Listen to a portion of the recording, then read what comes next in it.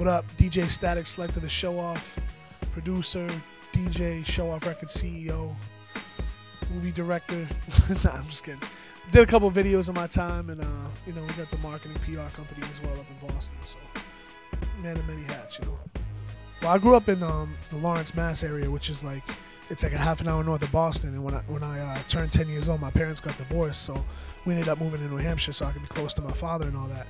But it was ill because when we moved away, it was like I started seeing what I was taking for granted when I was, you know, in more of an urban area. So I started doing a radio show that when I was like almost 14 years old. I was 13 years old on the radio calling G Street. And I remember I called Riz's office one time and asked to talk to him, like, yeah, I need some vinyl. I was like a little kid. And I was just, you know, trying to learn the industry. And it was really about free vinyl. Coming home from school, getting free vinyl at the door is like Christmas every day. Later on, when I moved to Boston when I was 18 years old, like literally before I even graduated high school, in 88.9, which is still one of the top college stations in the country. I kind of did the same thing there, where I would like come in and try to be a guest DJ every week. After that, the next step, I was on Hot 97. I interned there, Hot 97 Boston.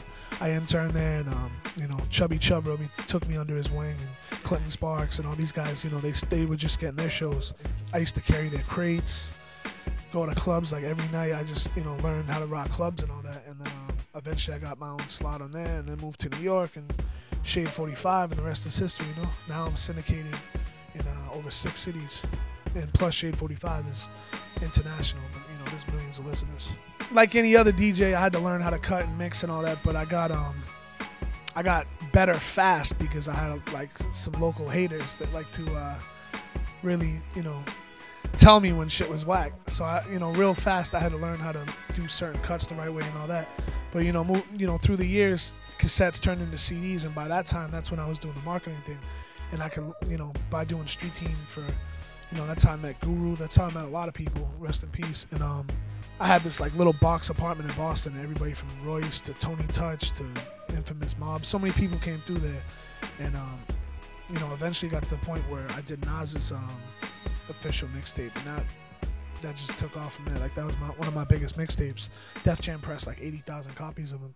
Showoff Records started as a vinyl imprint, just so I could put out remixes I was doing on mixtapes, so other DJs could play them.